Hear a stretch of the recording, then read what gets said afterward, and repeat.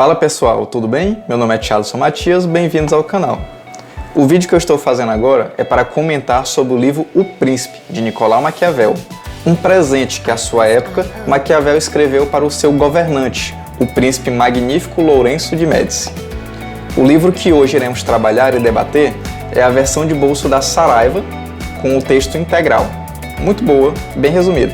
Inclusive eu gosto muito, pois ele inicia com uma carta que Maquiavel escreveu a Lourenço, em que ele diz mais ou menos o seguinte: "Ô meu grande soberano, bons homens que querem ter o agrado de seus governantes lhe dão o que lhe é bom, o que lhe tem de valor. Lhe dão animais, lhe dão terras, obras de arte, presentes. E o que eu tenho é apenas a minha capacidade política. Olha, Lourenço, se você ler esta obra, você absorverá todo o grande conhecimento que eu acumulei em 40 anos na política." Então ele se achou um pouquinho neste momento, mas foi o suficiente para que Lourenço possa ler a obra. E hoje nós iremos ler com ele. O meu objetivo com este livro é que você, que nunca teve contato com o livro O Príncipe, possa conhecer os seus ensinamentos, os seus preceitos, a sua estrutura, até um pouquinho da sua história e sinta vontade de ler.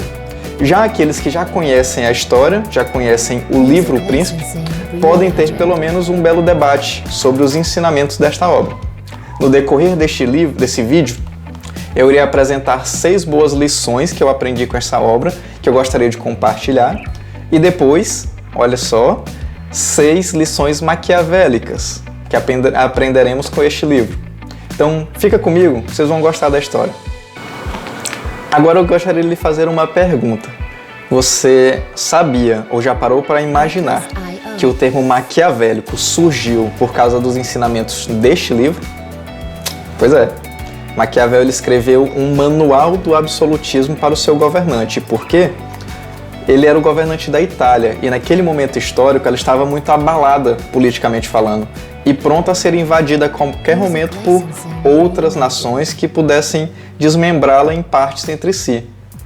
Então Maquiavel, ele exaltou o seu governante, ele lhe pediu: por favor, mantenha a unidade do nosso país, do nosso principado, já que ele era um príncipe.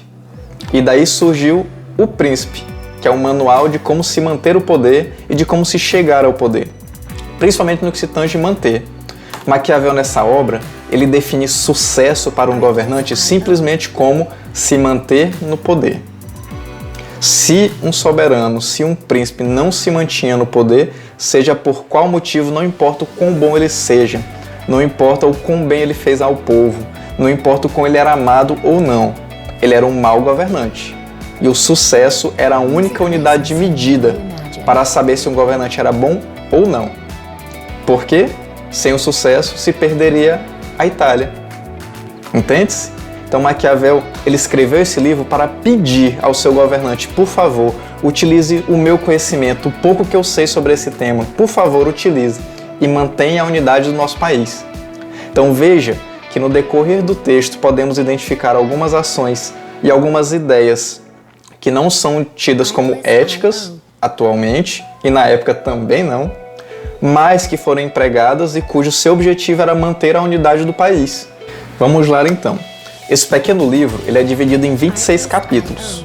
Do primeiro até o 14º, o Maquiavel fala muito sobre os tipos de principados, aqueles que são comandados pela questão da religião, aqueles que são comandados por sucessão de sangue, aqueles que são dominados por meio da traição, aqueles que são tomados com forças próprias, com forças alheias.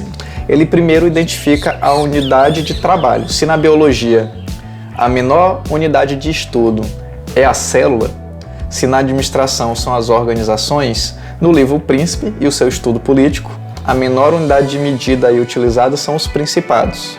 Então ele os identifica para que seja melhor o seu entendimento. A partir daí, do capítulo 15 até o 23, o Maquiavel ele trabalha as características de um príncipe.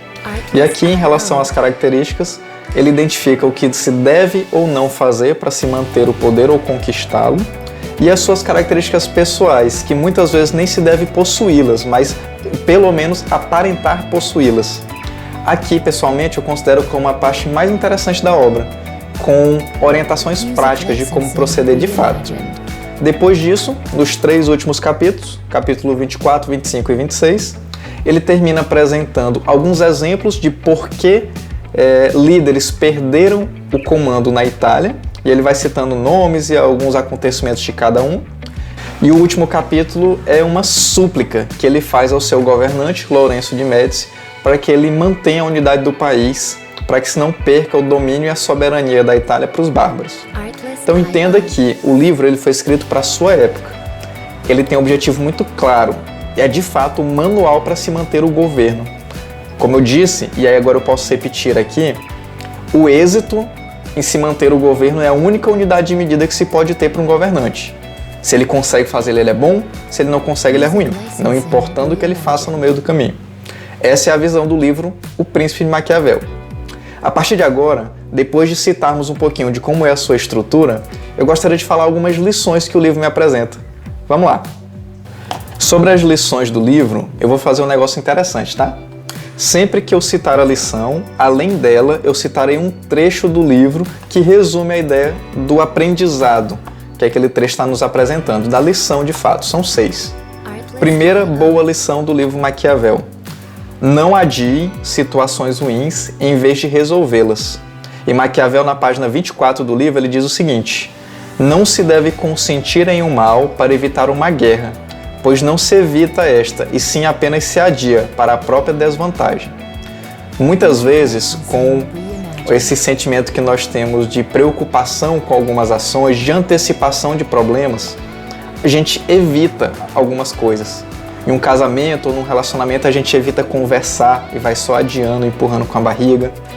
No trabalho, a gente sabe que tem uma coisa que se deve entregar, um relatório que se deve fazer, e a gente vai adiando, fazendo coisas menos importantes.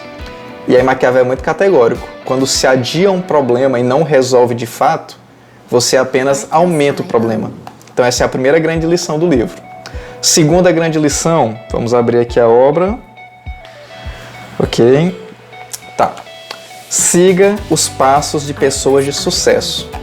Na página 29, Maquiavel diz o seguinte: um homem prudente deve assim escolher os caminhos já percorridos pelos grandes homens e imitá-los. Assim, mesmo que não se possa seguir fielmente este caminho, nem pela imitação total às virtudes dos grandes, sempre se aproveita muita coisa. Então ele está dizendo algo que a gente já sabe, né? Algo que foi repetido tempo após tempo. Veja os grandes homens, as grandes mulheres, vejam as pessoas que fazem coisas grandiosas e entendam o caminho que ele percorreu, que ela percorreu. Se eles se focaram em estudo, se eles foram dedicados ou preguiçosos. Quando você entender o caminho trilhado por grandes pessoas e imitá-los, mesmo que não se ganhe tudo, se não faça tudo igual, se não tenha o mesmo ambiente, muito se aprende. Essa é a segunda grande lição do livro O Príncipe de Nicolau Maquiavel. Terceira, sabia aqui? Foque em ações práticas. Então essa é uma lição bem rápida e o trecho está na página 62 do livro. Diz o seguinte: quem se preocupar com o que se deveria fazer em vez do que se faz, aprende antes a ruína própria do que o modo de se preservar. Então pare de muito pensar. 1000 ideias não valem uma ação. Claro que uma ação sem ideias não há sentido, mas sempre pondere e execute, pois a ponderação por si é como trabalho jogado ao vento. Ok? Vamos para a próxima lição? Não dedique esforço para aquilo que não pode ser alterado. Isso é bacana. Tem 2 citações que trabalham esse tema no livro. Primeira é na página 87, diz o seguinte: a prudência está justamente em saber e conhecer a natureza dos inconvenientes e adotar o menos prejudicial como bom. A segunda diz o seguinte: os homens são muito mais sujeitos às coisas presentes do que às passadas. Então, qual é a ideia aqui? Muitas vezes, quando ocorre um problema, quando temos uma situação difícil e até que ela já passou, nos prendemos muito a pensar o que poderia ter sido feito. É quase o capitão retrospectiva. Você pensa muito no passado e você se prende a ele sem se focar no que é mais importante, o presente e o futuro. Então, enxerga as situações ruins. Está aqui, estão postas, aconteceram. O que é que eu posso fazer para corrigir isso?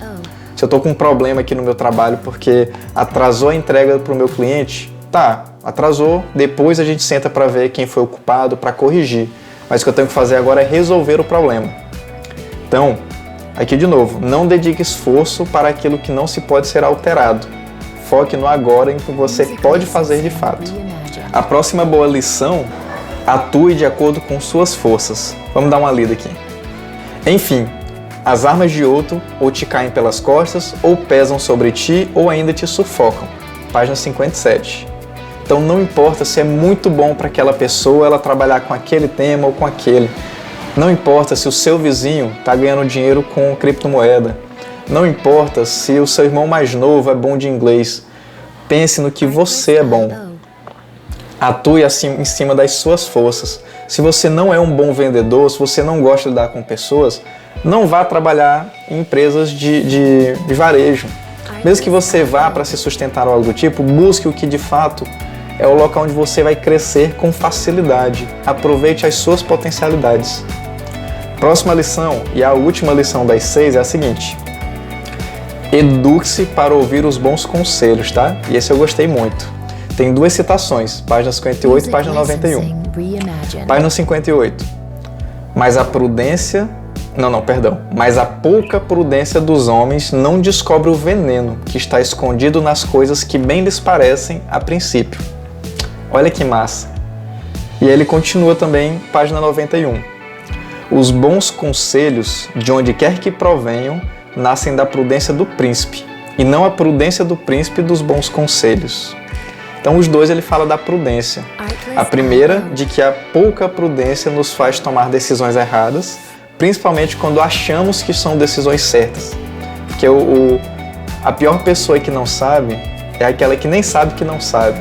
Então ele acha que está tomando boas decisões e aí na hora são decisões erradas.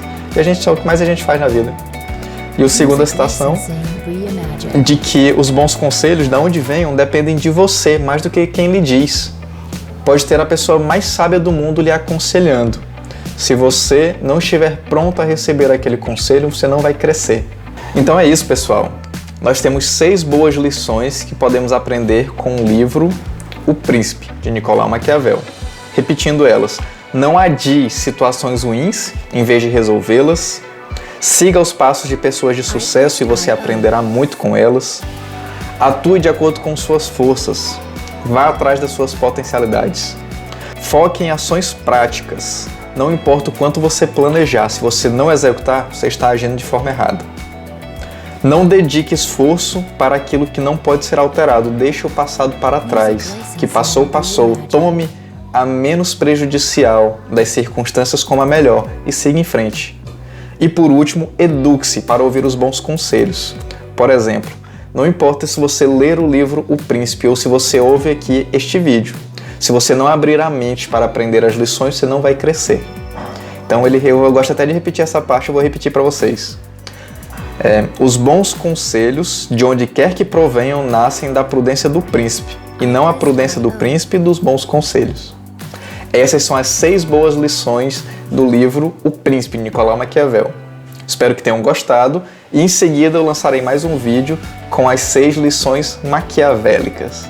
Eu espero muito que vocês assistam, tá? E que eu tenha contribuído com o interesse em ler o livro O Príncipe para aqueles que ainda não leram. E para quem já leu, eu espero que eu tenha levantado uma discussão interessante. Muito obrigado a todos que assistiram esse vídeo. Tchau!